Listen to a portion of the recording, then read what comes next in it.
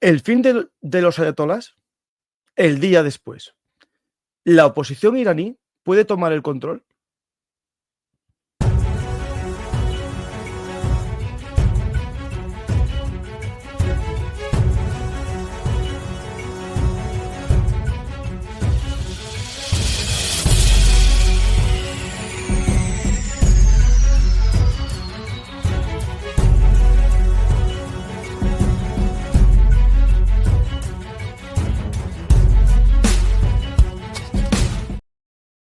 Hola a todos, bienvenidos a Bellum Artis, actualidad militar. Hoy vamos a hablar de las consecuencias de la operación Martillo de Medianoche. Para ello contamos con la ayuda de nuestro amigo Nacho Montes de Oca. Hola Nacho, ¿qué tal? ¿Qué tal? Buenos días, ¿cómo estás? Gracias por la invitación.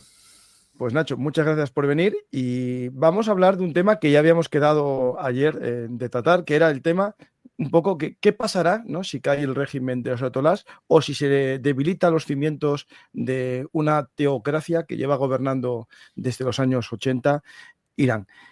Pero claro, a veces los edificios caen cuando les pegan un golpito, ¿no?, en los cimientos, ¿no? Y hoy hemos asistido al ataque estadounidense a los cimientos del programa nuclear, que para ellos era su programa, digamos, defensivo número uno, ¿no?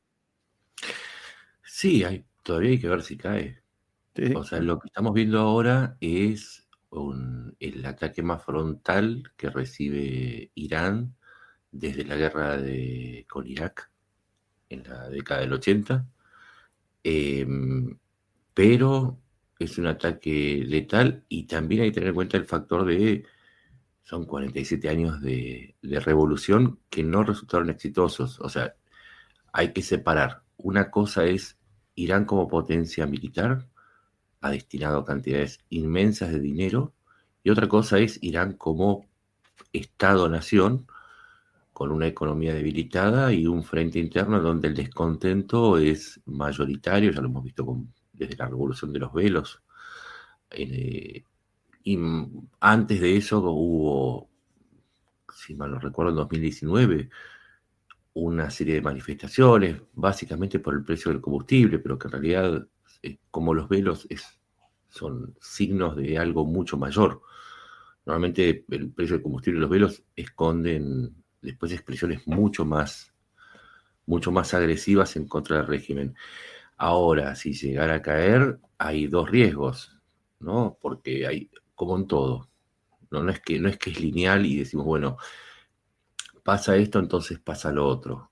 No sabemos si va a ser sucedido por un gobierno democrático, pluralista, con consenso, o si va a sucederle una dictadura similar a la del Shah, o un escenario en donde podría llegar a repetirse y duplicarse el problema de lo que fue la caída de Saddam Hussein y la posterior guerra civil, que todavía continúa, porque hoy Irak es en gran parte un estado fallido. Imaginarse que lo mismo pudiera suceder con Irán no es una fantasía, sino que es un problema porque, a ver, Irak tiene 45 millones de habitantes frente a los 90 de Irán y 438.000 kilómetros cuadrados versus 1.64 millones de Irán.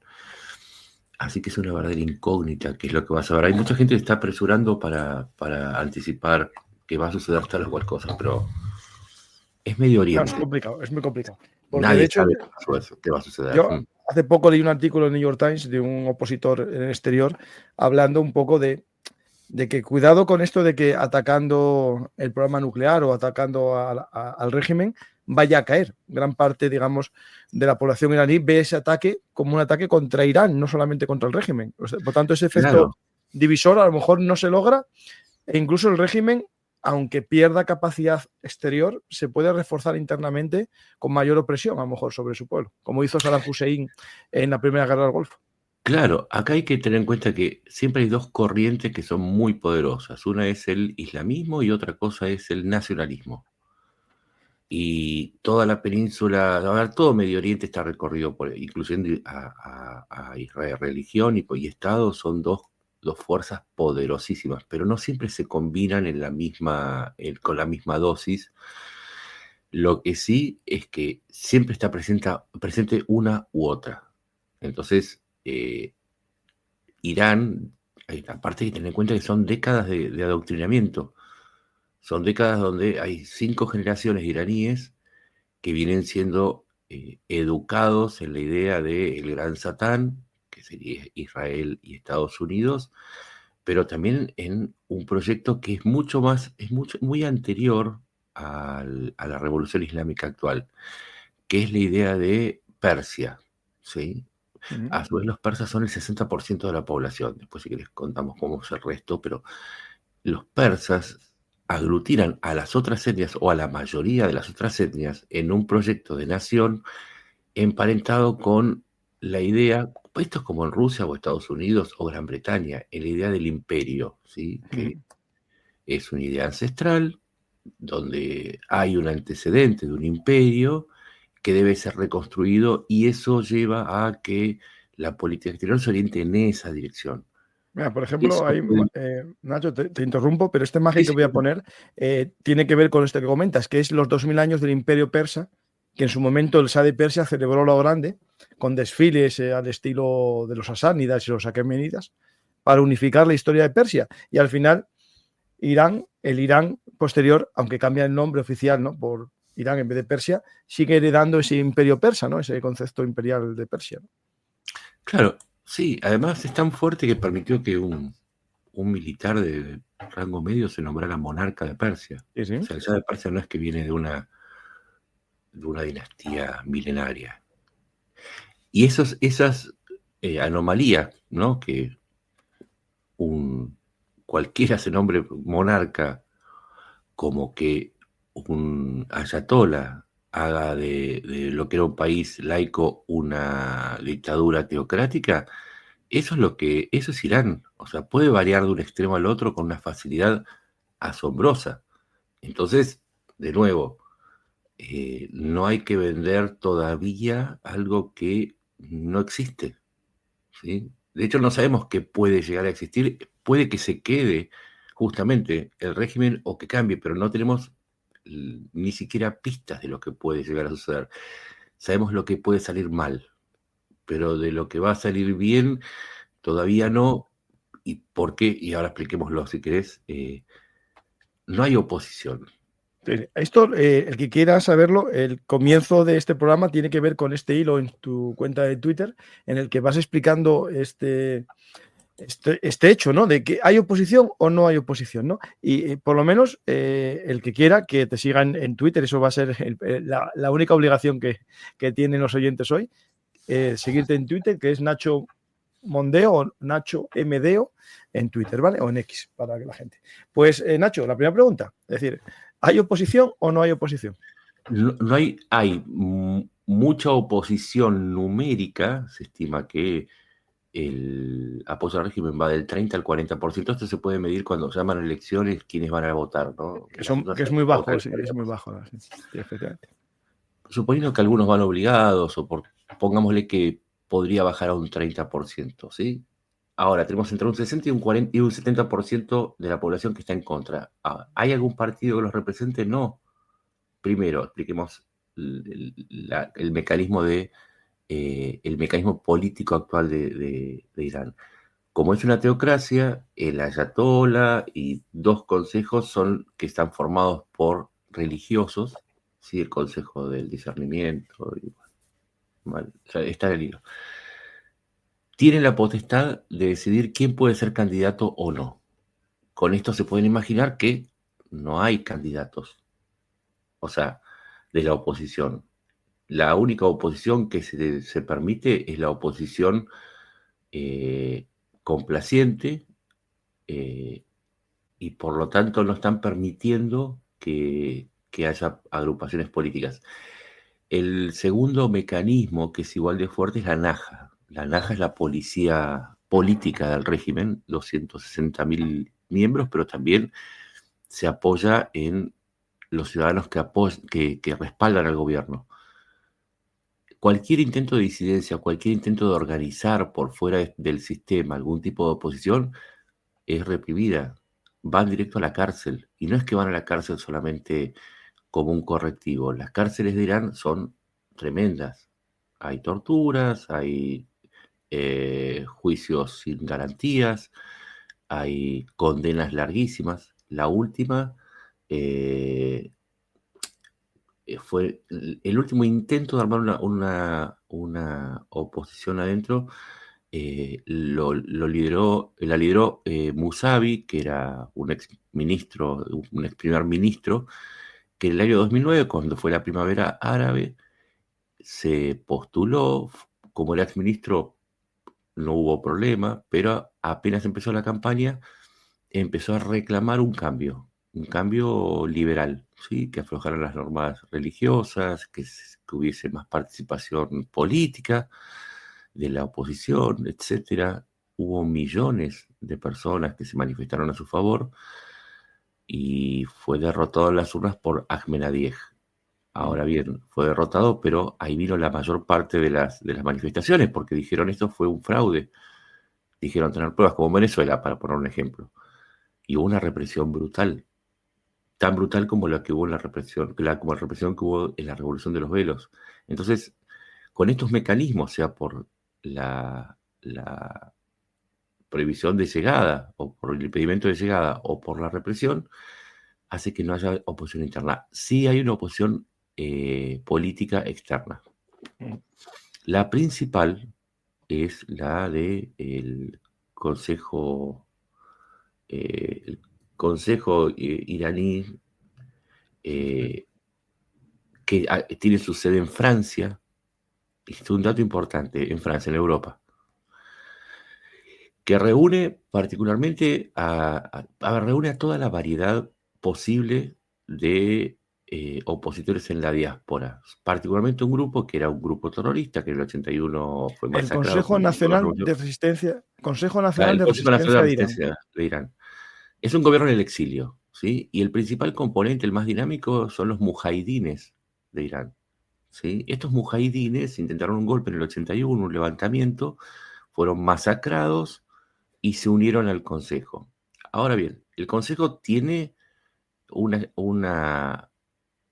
dentro de sí tiene desde comunistas, socialistas, hasta liberales que luchan por los derechos de los LGBT, ¿sí? Es bien representativo, pero hay que ver, ¿no?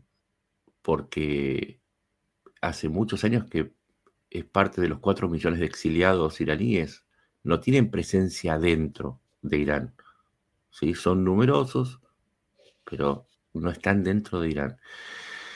Y el segundo grupo opositor importante son los seguidores del Shah Reza Pahlavi, que cuando se exilió, su hijo, Reza Pahlavi II, y hay que decirlo, ¿no? Con una fortuna que se llevó de Irán, intenta volver al poder. ¿Qué implicaría esto? Rehacer la monarquía. Y hay que tener en cuenta también que la revolución se hace porque así como hoy existe la Naja, en ese momento existía el SAVAK, la policía secreta, o la policía política del régimen, que era brutal. Y de hecho, Nacho, no sé si lo sabes, pero dicen que el servicio secreto israelí ayudó a la creación de esa policía secreta, porque en ese momento era muy buena la relación entre Israel y la Irán. Aliados muy cercanos. No solamente eran aliados cercanos a Israel, sino a Estados Unidos. Por eso la presencia de aviones F-14, por ejemplo, que no se los vendían a nadie, pero se los vendieron a Irán. Porque Estados Unidos, creo que fue en el 56, facilitó el golpe de Estado contra Mossadegh, después de que nacionalizara el petróleo iraní, y eso generó un golpe de Estado y la llegada del Shah. Pero el Shah nunca fue popular, era impopular, era corrupto, muy corrupto. Por eso la fortuna que se llevaron tanto él como sus funcionarios, y que hoy financia esta postulación del hijo del Shah para regresar a Irán. Pero además, la revolución se hizo contra él, y no fueron solamente los islámicos. Había liberales, había comunistas, había socialistas, había republicanos. Estaban todos en contra del Shah. Entonces, algunos dicen, proponer el regreso del Shah es como decirle a los cubanos, hagamos una revolución y que vuelva Batista. Sí, más o menos. Entonces tenemos ese problema, ¿no? La falta de representación. Hombre, lo único que podemos decir que a lo mejor aprendieron en el exilio, ¿no? A llevar otra forma de gobierno. A ver. Sí, pero tiene tantas posibilidades como que haya No, un reemplazo o una moderación del régimen como... sí, claro, también justo esa opción, sí, sí. No, y Nacho, y hay otra cosa también, que para muchos iraníes que viven en Irán, cada ataque israelí tiene la firma de los Pahlavi. ¿Vale? Exacto, ellos ven como, ven, por eso decía, el consejo está en Francia, pero el ya está en Estados Unidos, recibe el apoyo de MAGA, ¿sí? Y de todos los grupos de todos los partidos de derecha de Europa. No es un dato menor. Entonces, claro, muchos iraníes perciben, y de Israel, perdón, y también está siendo promovido por Israel. Obviamente, por lo que vos explicabas, porque en esa época eran amigos. Entonces lo ven como un representante de quienes lo están atacando. A su vez hay una competencia entre el Consejo y Pahlavi que refleja la competencia entre europeos y norteamericanos por asumir el control en Irán. Recordemos que el Ayatollah Khomeini, que es el que finalmente hace que la revolución del 79 se vuelque para el lado de los musulmanes, fue enviado en un avión de Air France por los franceses para intentar volcar la revolución a su favor. En ese momento también intervino Estados Unidos, que quiso salvar la ropa. La colaboración de los grupos de la revolución con Estados Unidos, que la hubo, porque siempre se apuestan, las potencias se apuestan en todas las mesas y a todos los colores. Se perdió cuando fue el asedio de la embajada de Estados Unidos y la crisis de los rehenes estadounidenses. Así que también hay una lucha geopolítica y entran otros actores. Dijimos oposición política. Después hay grupos insurgentes. Están los grupos insurgentes kurdos que acaban de recibir el apoyo, los kurdos de Irán acaban de recibir, las milicias kurdas de Irán. Los nombres están todos en el hilo, ¿eh? No, tengo muchas horas de agotamiento para acordarme todos Tranquilo, los nombres. tranquilo. Este es el Partido Democrático del Kurdistán, uno de ellos. Perfecto. Recibió el apoyo de el partido kurdo que existe en Irak. Hay dos partidos kurdos en Irak, uno pro-iraní y otro pro-turco. El partido pro-turco ya le mandó el apoyo, le dijo que apoya a los kurdos de Irán. Y es un problema porque si los kurdos... El Comala puede ser uno de ellos, el Partido Sí, Democrático de Kurdistán o el Comala. exacto. Porque si los kurdos tienen una retaguardia en Irak y otra que ya existe en Siria, en el Rojava, entonces tiene más posibilidades no solamente de recibir financiamiento, sino también armas. Y podrían aprovechar esta circunstancia del debilitamiento o la caída del régimen para hacer lo mismo que en Siria, hacer una zona de Rojava o en Irak.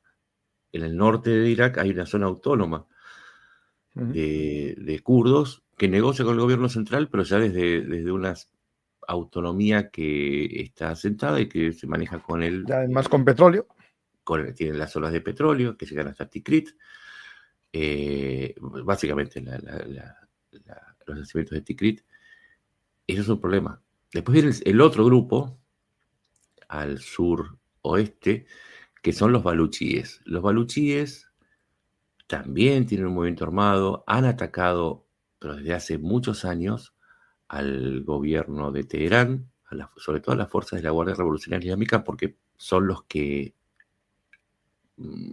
tienen a su cargo la represión, ¿sí? La Naja básicamente es manejada por la Guardia Revolucionaria. Y a su vez se emparentan con los del Kalistán, que el Kalistán es la zona baluchí que ocupa el 40% de Pakistán y que acaba de declarar su independencia. O sea que también, como los kurdos, podrían aprovechar la circunstancia para buscar la secesión o el territorio propio. Y si esto hay que recordarlo, te interrumpo, pero los baluchis, cuando hubo el enfrentamiento entre la India y Pakistán, aprovecharon y tomaron varias ciudades de la zona. Exacto. O sea, tienen unos combates bastante duros con el gobierno pakistaní. Los baluchis iraníes tienen entonces una retaguardia segura en Pakistán, que a su vez, hay que recordar, fue, si no me equivoco, bueno, en el año 2024 hubo una crisis, se cruzaron misilazos y drones entre Pakistán e Irán porque se acusaban mutuamente de apoyar a los baluchíes del otro lado. Sí, eso fue cuando, ¿te acuerdas? El atentado en el lugar sagrado donde está enterrado, ¿cómo se Ahora llama este? vamos a, El que ahora mató, el vamos que a llegar a mató. eso, sí. Claro, aprovecharon, bueno, los Sí. baluchis aprovechan cada oportunidad que tienen para elevar el nivel de enfrentamiento. Y esto Por lo que entre los baluchis está el ISIS Jurasán también. ahora ya llegamos. Eso. Sí, porque primero vamos por la desintegración, ¿sí? Porque, ¿qué pasa si los baluchis se juntan de Irán, se juntan con los de Pakistán? Podrían generar, en un caso de debilitamiento, un nuevo país, ¿sí? Un nuevo país llamado Baluchistán, que es la Ujú. zona de los baluchis. Y es por eso que Pakistán se apura a apoyar a Irán, no solamente porque comparte el problema de los baluchis, sino porque aparte de una identidad musulmana y además porque Pakistán, como todos saben, está peleándose con la India y la India es aliado de Irán. Hay otro grupo que representa a los árabes, ¿sí? De Judestán, y este grupo está apoyado por las coronas sunitas, ¿sí? Que han encontrado que así como Irán los ataca a través de los hutíes, los países árabes, particularmente Emiratos Árabes Unidos y Arabia Saudita, apoyan a estos grupos árabes, no persas, o sea, estamos hablando ya de 4 etnias distintas: los persas, al norte los kurdos, al sureste los baluchis, y tenemos los persas que están distribuidos en toda una zona que va desde la frontera con Irak, haciendo un círculo hasta el sur, hasta la zona del Golfo Pérsico.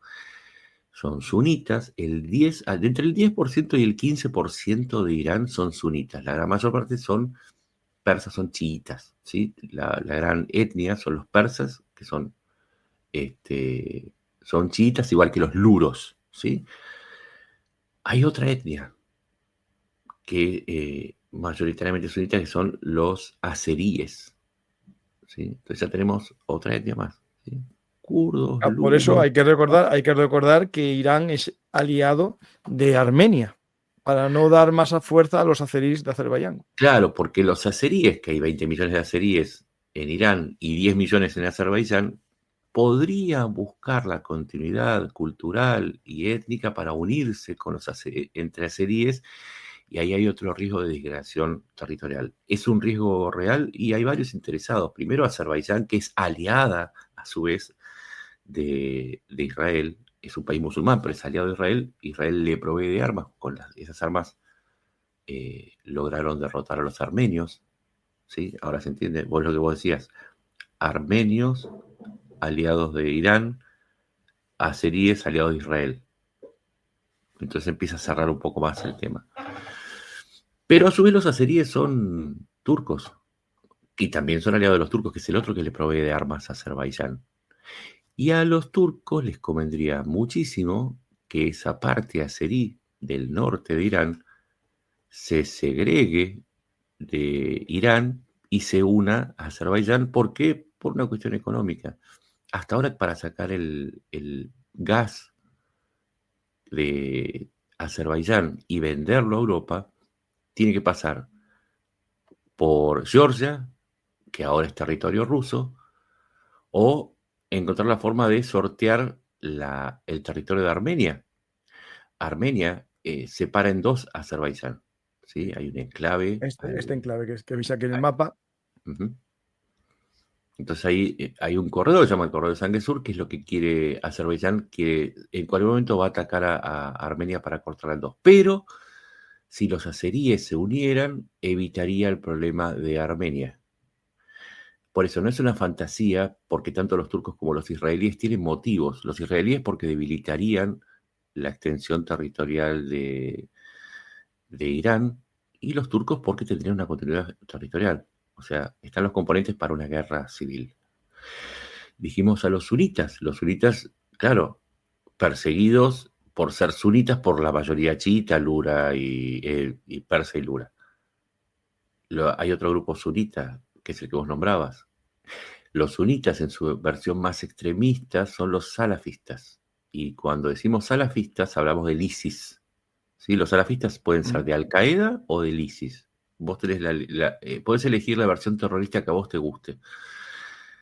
Y el ISIS es el que en diciembre del año pasado, creo que fue diciembre del año pasado, atacó en la tumba de Soleimani durante una Fue ceremonia. enero del 24. Sí. En diciembre fue lo de Pakistán e Irán. Creo que fue en enero, lo busco ahora mismo, Sí, espera. enero, sí, te lo digo ya, si no me equivoco, fue el 12 de enero. Dos terroristas suicidas del ISIS detonaron explosivos que llevaban consigo y mataron a más de 100 personas y dieron a otras 200. Fue el peor atentado que sufrió Irán y esto nos marca el nivel de presencia del ISIS. Desde la masacre de Moscú, que no había hasta la masacre de Moscú no hubo algo parecido. Estuvo muy tranquilo el mundo, sí, hasta ese momento, en atentados terroristas.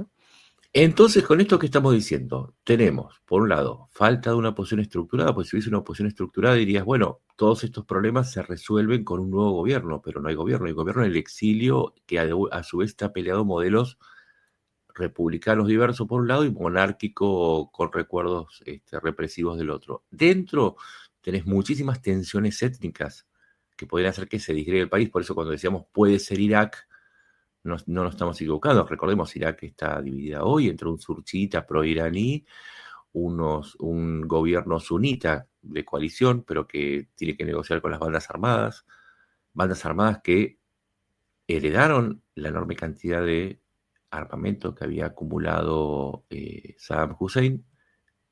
Recordemos, Irán tiene una cantidad mucho mayor de armas, ¿sí? Con un ejército de 500.000 hombres profesionales.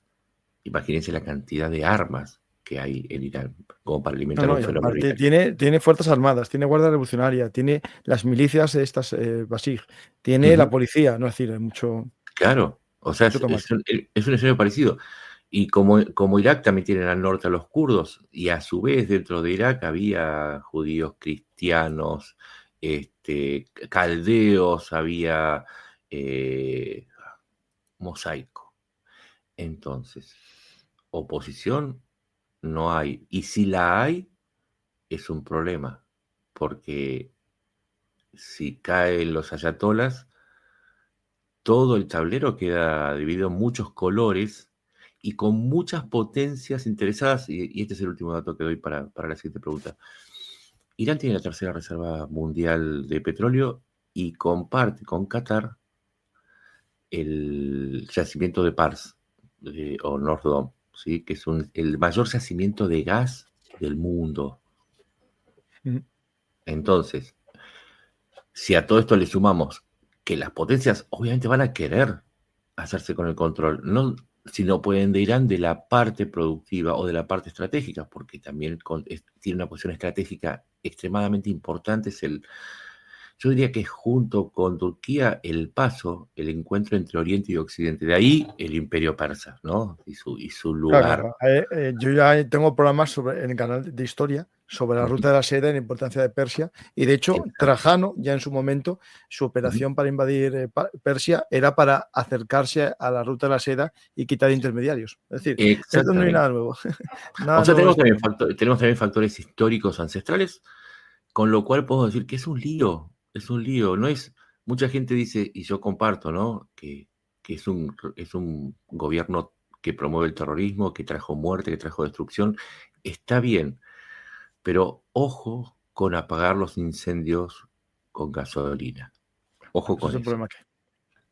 Ahí, Nacho, nos encontramos ante el tema, ¿no? El tema del millón, ¿no? Es decir, ¿cuál es el objetivo que persigue Israel? ¿Es acabar con el programa nuclear o acabar con el régimen de los ayatolás? ¿Y cuál es el objetivo que tiene Trump? ¿Acabar con el régimen de los ayatolás o solamente el nuclear? Porque yo creo que ahí no coinciden Netanyahu y Trump. Vamos a lo primero. Todo esto que estuvimos hablando a Israel le tiene sin preocupación porque tiene un problema existencial. Irán, a partir de la llegada, o sea, el régimen iraní, el régimen islámico, tiene entre sus propósitos, puede ser desarrollar el país y poner el Corán, bla, bla, bla, pero además destruir Israel. Es algo que está en su constitución, ¿sí? Desde el día que se asentaron en el poder, dijeron, vamos a destruir Israel. Entonces, tienen 2 tipos o 3 tipos de armas, vamos a decir los 3. Y por eso hay que entender también que Israel primero empezó por el programa nuclear iraní, ahora va por la caída del régimen. ¿Por qué? porque muerto el perro se acaba la rabia. ¿Y cuáles son las tres manifestaciones de la rabia iraní que se propone destruir Israel? La primera es el ejército convencional. Tiene un ejército convencional inmenso y lo podemos ver en los misiles. Hoy mismo están perforando, hay que decirlo, los 3 anillos de defensa de Israel, el Iron Dome, el Onda de David y los Arrow, están siendo vulnerados por un sistema misilístico iraní que no hay que menospreciar.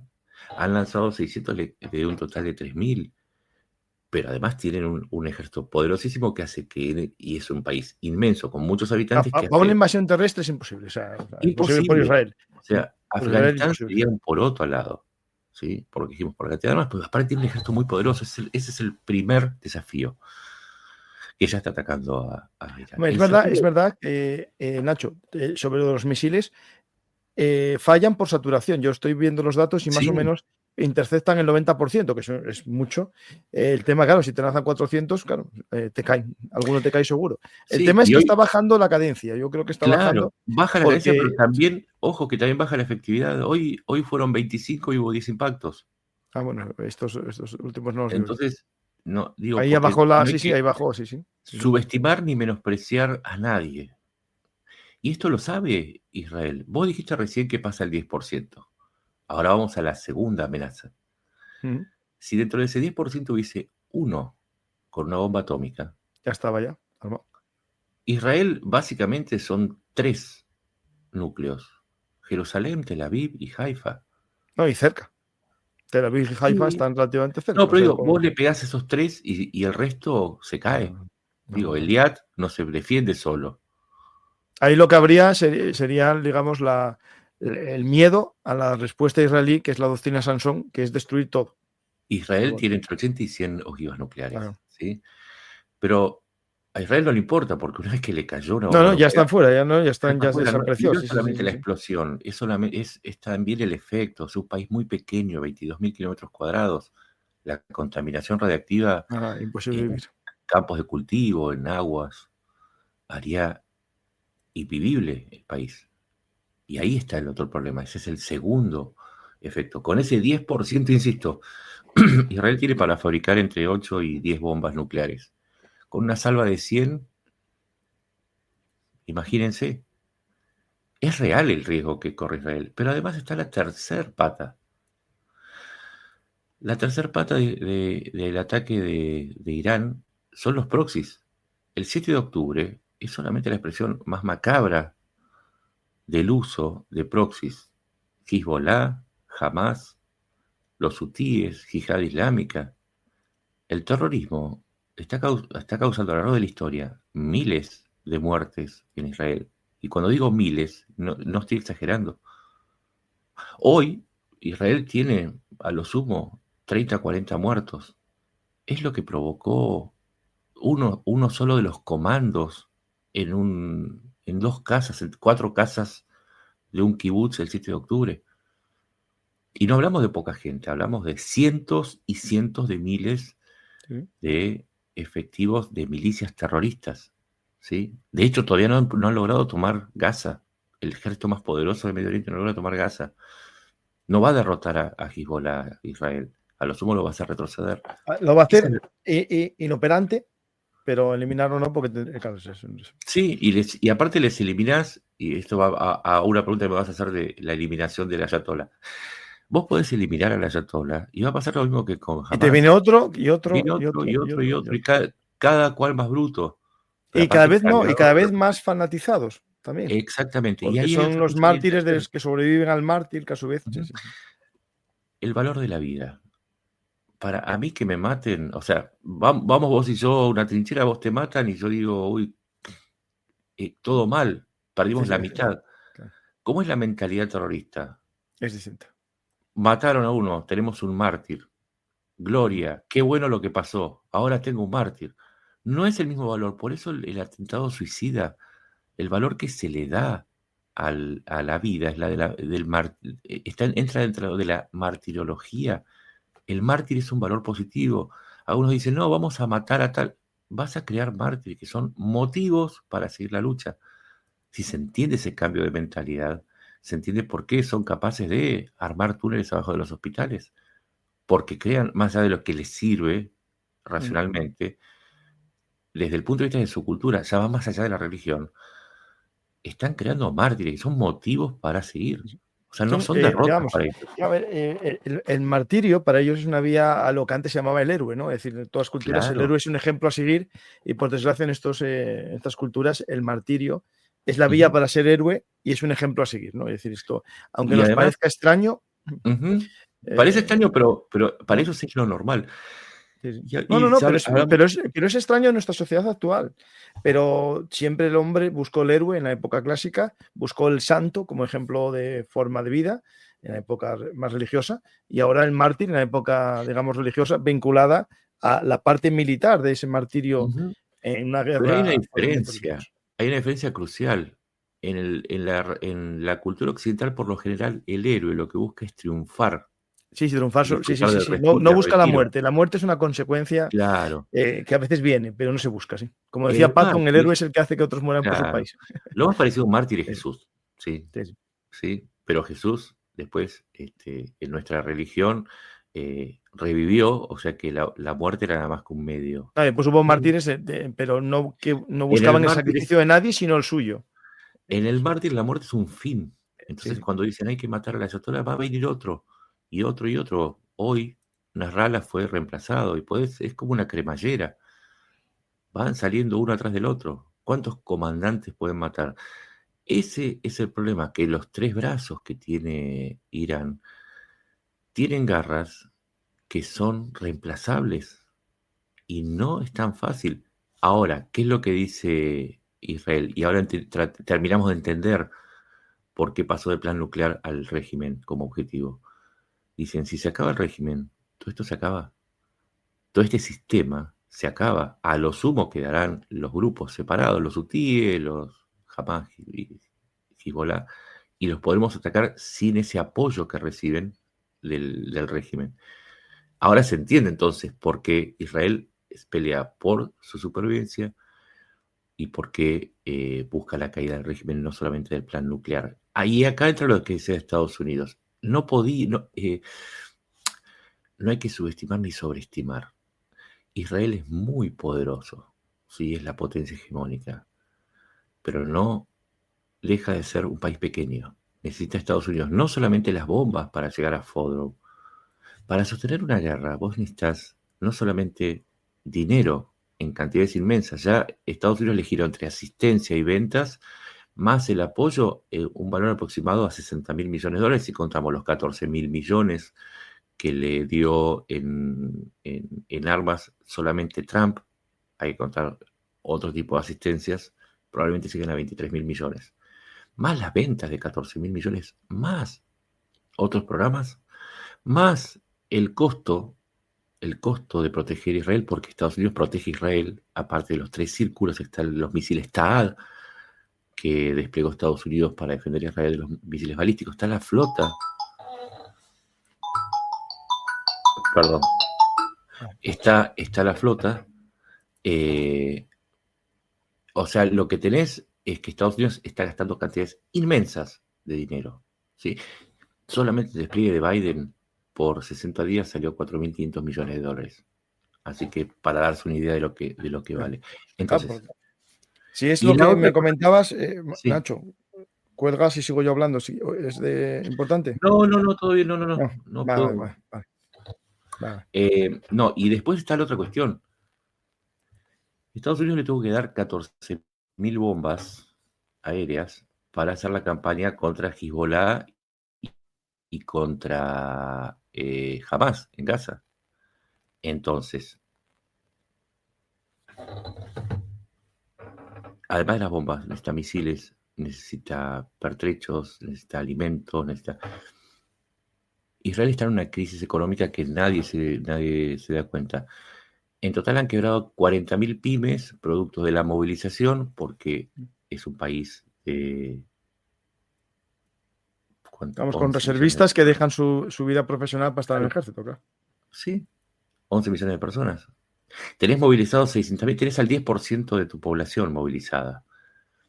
El Banco de Israel hizo un un cálculo, ¿cuánto le saldría continuar la guerra hasta el año 2025, hasta este año? 67.000 millones de dólares. O sea, casi el 80% del presupuesto central del Estado. Entonces, necesitas armas, hombres, dinero. Hay un momento en el que Israel tiene que tomar una decisión de, la termino ahora porque si sigue, puedo llegar a tener un momento de agotamiento.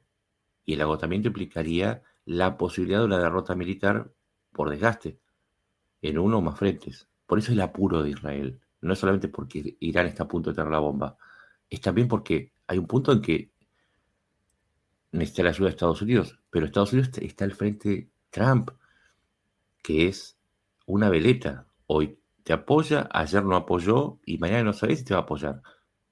Digo, con esto se entiende más o menos por qué el panorama, porque no tiene que ver con los sesgos, tiene que ver con qué tan efectiva es una hipótesis para explicar el resto de los hechos. Acá se explica entonces los tiempos, por qué Trump no quiso acompañar los primeros ataques. Esto No, se no. podría haber terminado hace una semana si Estados Unidos bombardeaba Fodro. Y cierro con esto. Ojo con Fodro, no es el único lugar en donde tendrían que haber atacado. No solamente tendrían que haber atacado Fodro, Natanz y Isfahan. Fajan. Hay 4 bases subterráneas. Ahora no tengo los nombres, pero prometo que voy a hacer un hilo. ¿Pero de nuclear o de misiles? Porque también tienen las de misiles aparte. Están todas mezcladas también, puede ser, claro. Tiene 4 bases subterráneas más en donde se concentran lanzadores, misiles, aviones. Es decir, lo que le permitiría a Irán seguir el combate. Todavía se necesita a Estados Unidos porque Irán no tiene las bombas antibúnker. Pero Estados Unidos sabe dónde están.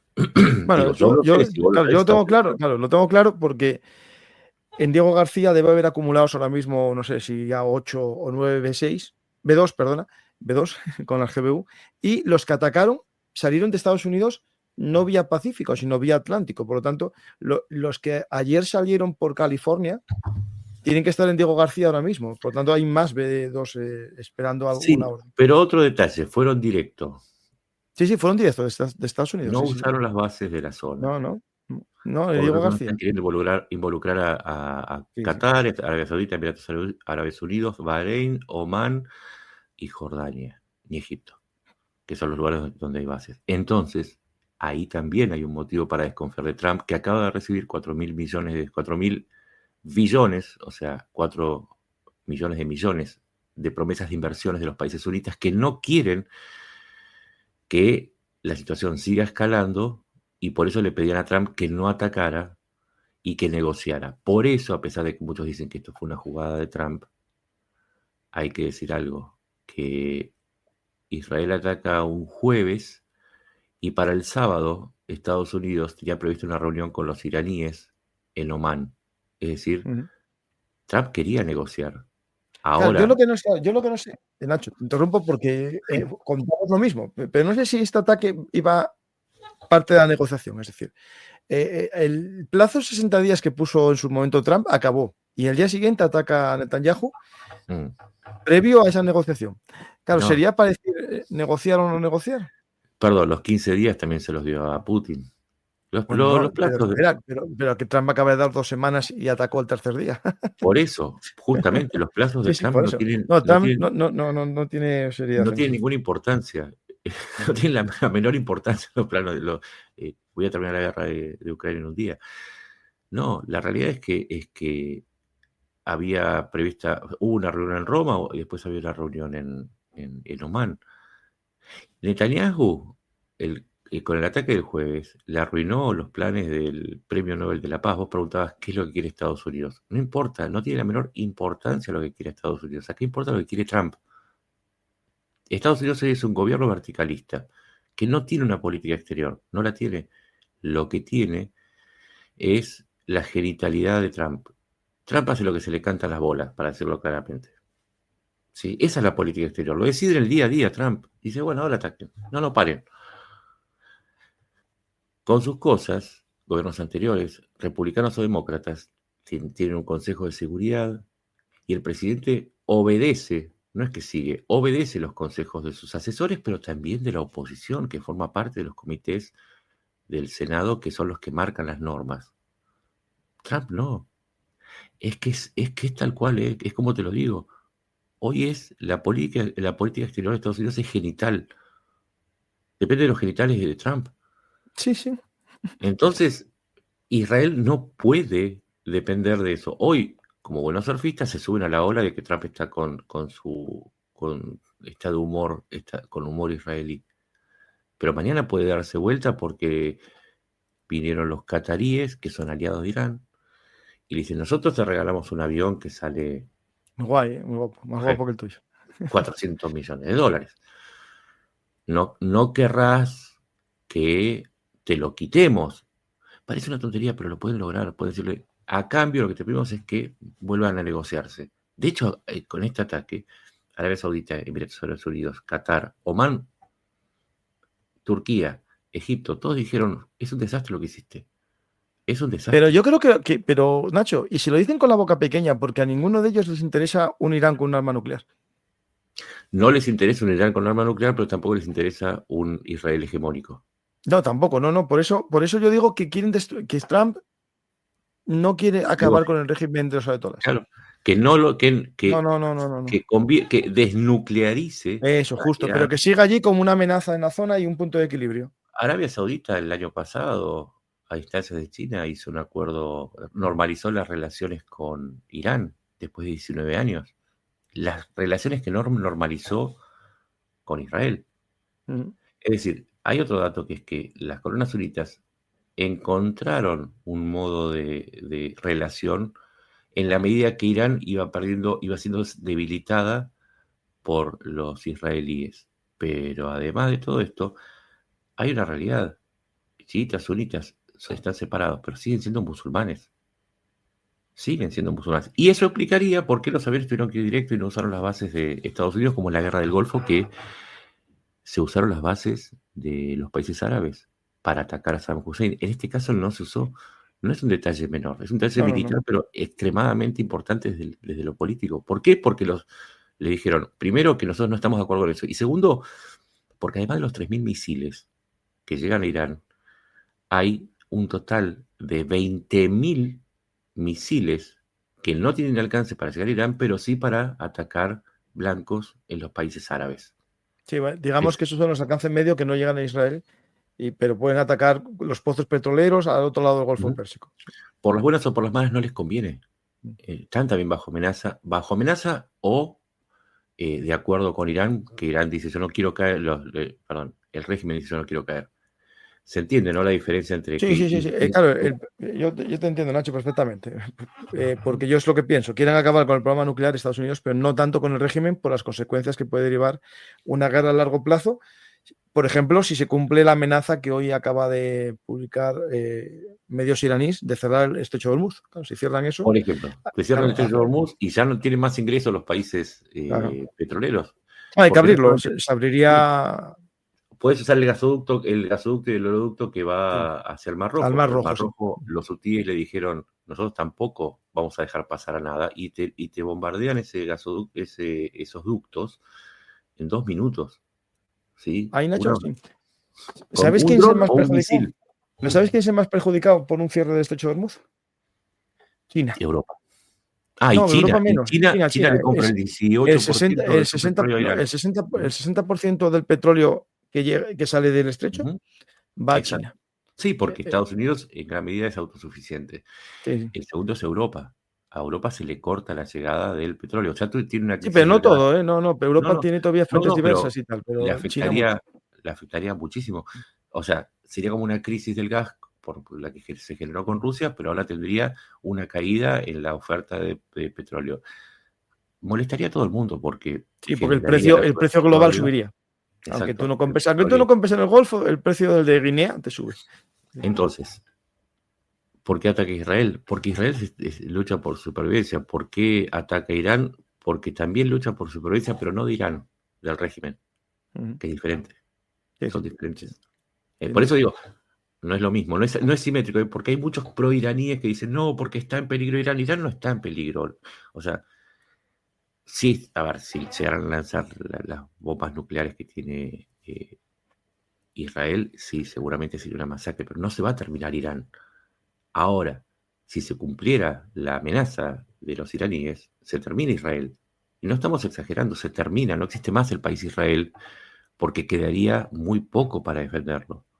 No importa si vos tenés el ejército más poderoso, si de pronto el 80% de tus zonas urbanas, industriales y población son atacadas con una bomba nuclear, o sea, no hay más Israel.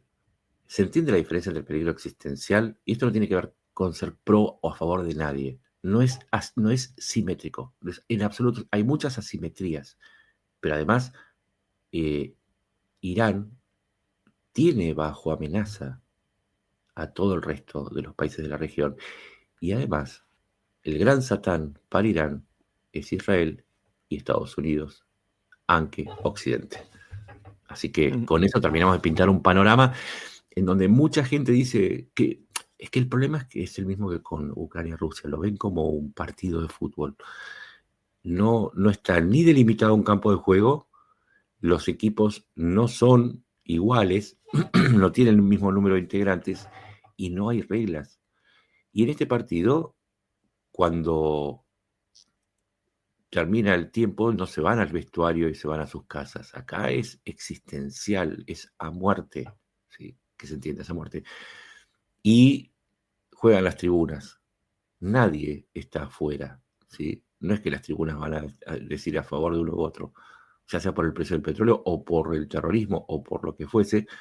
Las tribunas también son parte del juego. Y te pongo un ejemplo. Dijimos el brazo armado del terrorismo. Venezuela es un sitio donde llegó uranio para alimentar el plan Sí, nuclear iraní, pero también donde se asienta Hezbollah.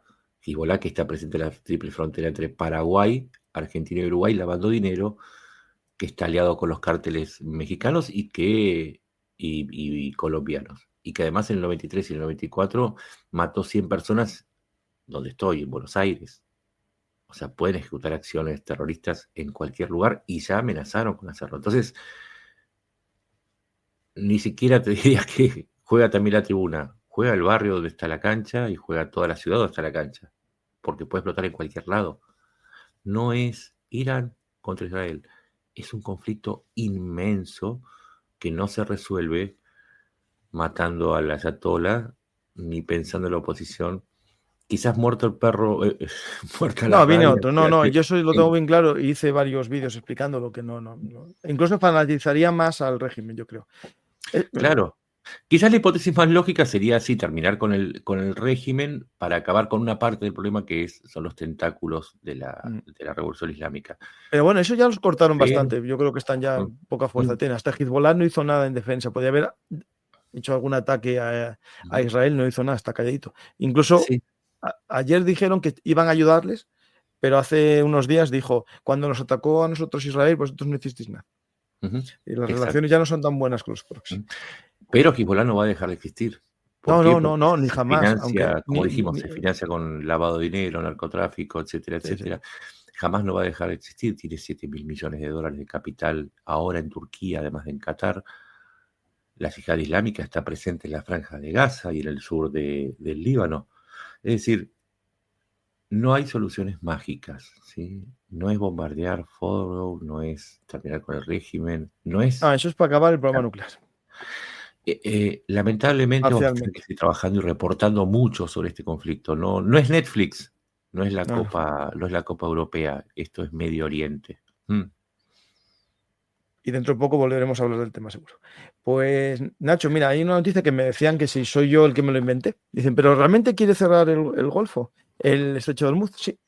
Esto es Sí. una agencia EFE, que es la agencia pública de noticias española. No es cualquier cosa, no es una cuenta de Twitter Es random. que... Es el Parlamento iraní pide el cierre del Exacto. Estrecho de Hormuz, por donde pasa el 20% del petróleo. Una decisión que aún debe recibir la aprobación de otros órganos, como el A Consejo ver, Supremo de Seguridad Nacional. es lo que hablábamos antes. Los países reflejan también los valores de su sociedad. Sería muy loco tener, no sé, una sociedad desnudista con un gobierno que promueva la vestimenta, ¿no? No funciona. Es muy loco pensar. Bueno, la sociedad iraní es se refleja en su política. Recién hablamos de la martirología, ¿sí? Del mártir. Y uno dice, pero sería una locura para Irán cerrar el estrecho de Hormuz porque se vendría una represalia y no podría sacar su petróleo. Esa es la locura del mártir, Pero o la tampoco nosotros, lógica del tampoco mártir. nosotros. Claro. Claro, o sea, nos llevamos a todos puestos.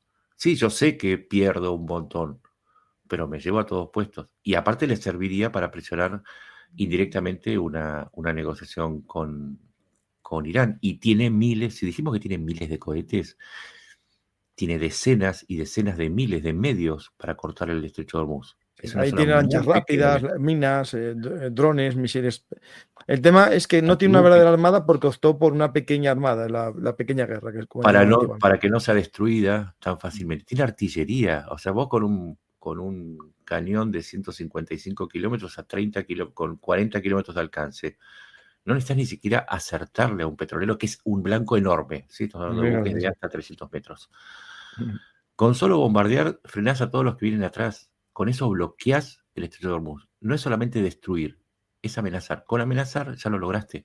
Entonces sí lo puede hacer, lo Y puede los hacer. fletes, y el precio, el flete se dobló ya antes de ayer, ahora se va a triplicar el seguro por pasar en esa zona. Y además, si vos estás sancionado y falta petróleo, el contrabando te habilita el ingreso de divisas, con lo cual, al igual que con Rusia, tenés más ingresos.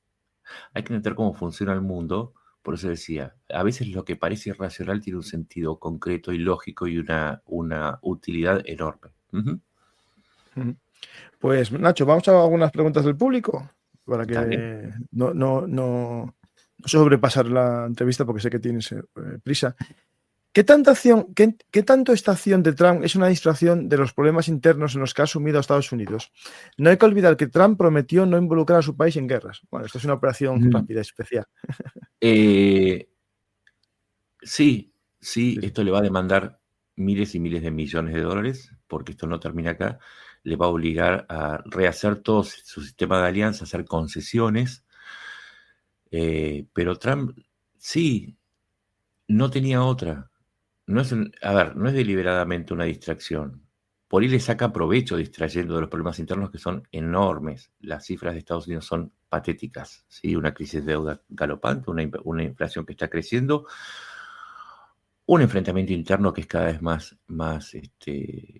agresivo. Pero, como dijimos, fue Israel la que la llevó a un punto en el que no tiene ninguna posibilidad de elegir, porque o se sumaba a Israel o quedaba como un cobarde a pesar de... o sea, Israel demostraba, sea con un asalto a comando a Fodor, que Estados Unidos ya no es una potencia. Trump no tenía opción, o sea, distracción sería si fuese deliberado por parte de Trump. Ahora, que le sirve para distraer, siendo que no tenía opciones, sería quizás la mejor respuesta. El otro día hice un short de un programa nuestro, aquí en Belum Artis, con Mariano de Miguel, y poníamos de escena este meme, no sé si lo vistes, en el que Sí. basado en familias, una pareja que al borde del abismo que va a saltar, uno es Estados Unidos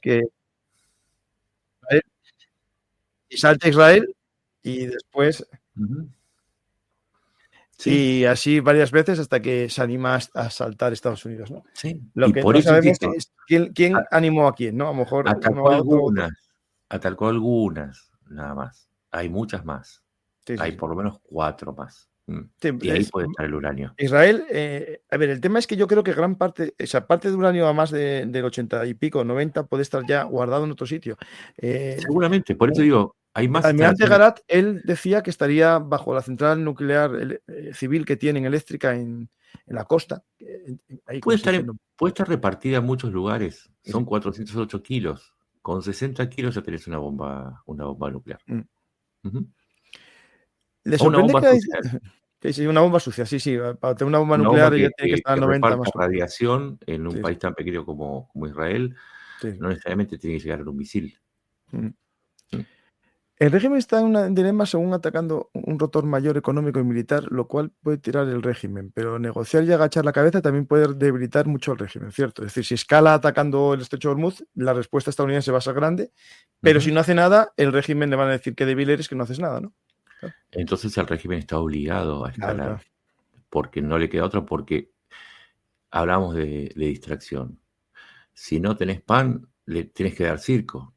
Es decir, si la situación, cuanto peor sea la situación interna en Irán, más probabilidades es que busquen una confrontación para distraer la crisis, pero además para aglutinar a la población en torno al gobierno. Así que atacar las bases productivas de Irán quizás es un boomerang. Sí, sí.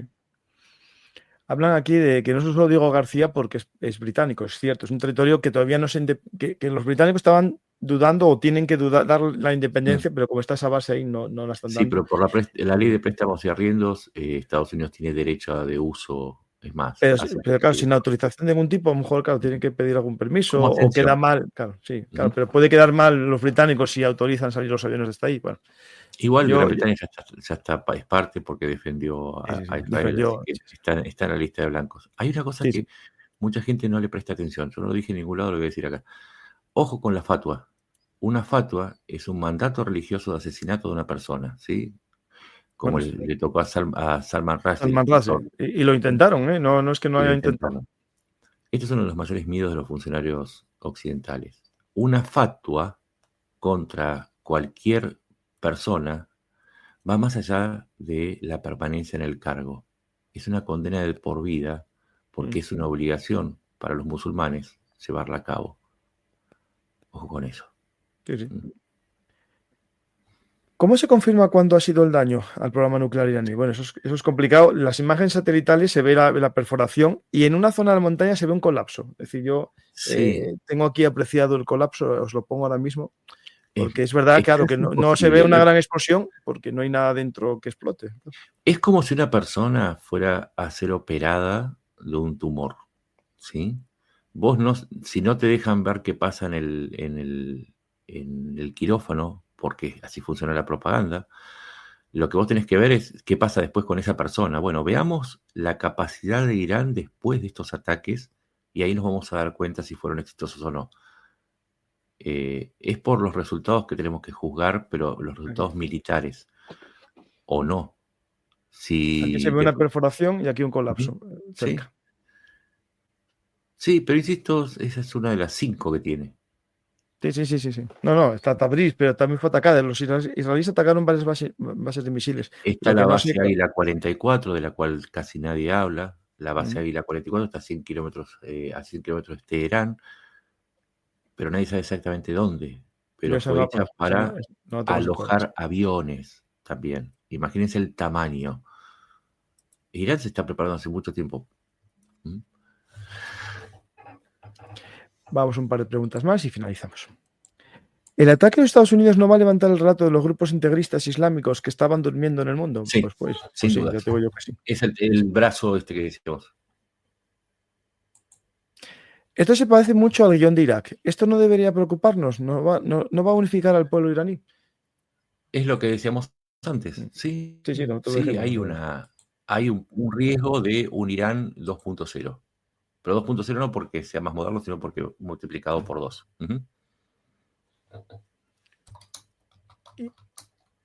Y no se puede. A ver, la última ya. ¿Cuál puede ser la repercusión de este conflicto en la guerra de Ucrania? Esto es interesante. Muchísimo. Putin está usando la posibilidad de mediar con Irán como moneda de cambio para negociar con Trump la cuestión de Ucrania.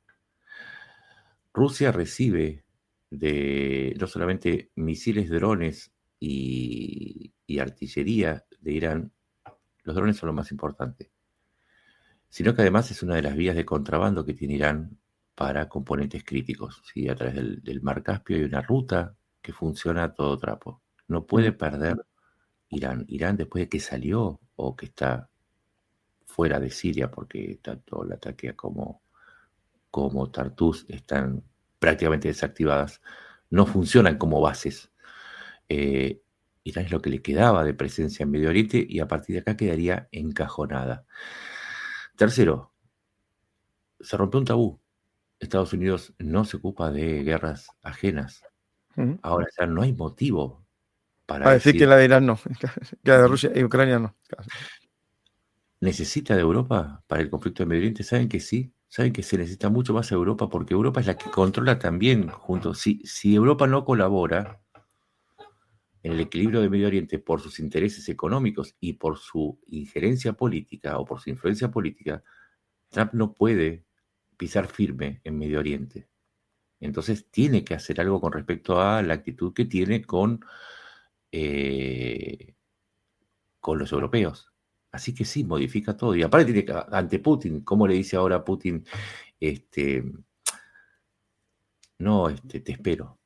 Y Putin va a decir, ¿me vas a esperar como los iraníes o como los israelíes? Claro. Sí, se cambió todo. No, está claro que los BRICS como alianza son bastante... Deja mucho que desear porque pakistaníes e indios se dan entre ellos, Rusia no apoya a Irán, que es un socio estratégico, China mira para todos lados, salvo para Pakistán, que le vende las armas, ¿no? Es un tema muy complejo unirse a esa fiesta, ¿no? China y Rusia. Rusia, si traiciona a Irán, ¿sí? Si Rusia traiciona a Irán, China toma nota, porque también cambia eso. Si no saliste a defender a quien te está enviando armamentos, a mí no me vas a defender si ataco en Taiwán. Si estás en tan buenas negociaciones con Trump, puedes traicionarme. China tenía en Irán su principal base para negociar justamente el petróleo, las cuotas de petróleo. Porque si no se lo compraba Irán, se lo compraba el resto, pero el resto le decía, bueno, vos no me vendés, aumentaré la producción en Irán. Entonces China tiene que volver a Medio Oriente porque también pierde su principal base. China le proveía también de armamentos y de tecnología. Parte de los desarrollos de misiles. Sí. No, los componentes de los drones no son made en Irán, son made in China todos. Pues, Nacho, muchas gracias, no te quiero molestar más, que sé que no es una molestia, pero bueno, tengo una circunstancia. Sí, lo sé, por eso. Lo importante es lo que es importante y lo demás es accesorio. Pero estuvimos una horita, más de una horita. Justo. Por reloj. Pues ¿sí? Muchas gracias. Sí. Muchas gracias, Nacho. Y espero que vuelvas aquí a tu casa cuando puedas. Sabes que tengo la cita. Esto no me da la vida para tanta historia, pero sí. Siempre que te lo pido vienes y eso es algo que te lo tengo que agradecer siempre. Y a la gente recordarle que Nacho está en Twitter, es uno de los mejores analistas o periodistas en Twitter. Si no lo conocéis, seguirle en X, que es como se llama ahora Twitter. También te vi que estás en la nueva Blue Sky, ¿no? O por lo menos sí, pero tengo la cuenta, no sé qué pasó, pero no puedo acceder, así que... Bueno, entonces nada, entonces a Twitter todos. Sí, no, pero unos días ya seguramente me devuelven la cuenta. Vale, perfecto. Pues muchas gracias, Nacho, y si quieres decir algo al público como despedida. Solamente que traten de informarse. Hay mucha información, pero no todos son datos certeros. Así que con Belubartis tenés acá una forma de informarte que yo le pongo el sello de garantía. Muchas gracias, Nacho. Eso me anima a seguir trabajando en este mundo tan convulso que nos ha tocado vivir. La verdad que es un tiempo que está marcando la historia. Esto va a estar en los libros de historia como una de las décadas convulsas, ¿no? Es decir, yo creo que los felices años 90, podemos decir, esos años que se decían de paz, el fin de la historia, ¿no? El fin de los choques de tal. Pues el 2000 comenzó mal con el 2001, ¿no? Con septiembre, y la guerra de Ucrania yo creo que cambió todo, porque ya no estamos hablando de guerras asimétricas, sino de guerras reales entre naciones, ¿no? Pues, el mundo se enloqueció. Sí, completamente. Pues gracias, Nacho. Y me despido de todo el público agradeciendo que estéis aquí y como siempre os pido algo muy sencillo, dar a me gusta, dejar un comentario, compartir en vuestras redes sociales. Y si queréis apoyar al canal, haceros mecenas en los sistemas de fans, de Spotify, podcast, todos los que hay, en Twitch. Recordad que es gratuito si tenéis Amazon Prime. Y gracias por confiar en Ver un Artist para conocer este convulso mundo que nos ha tocado vivir. Gracias y hasta la próxima.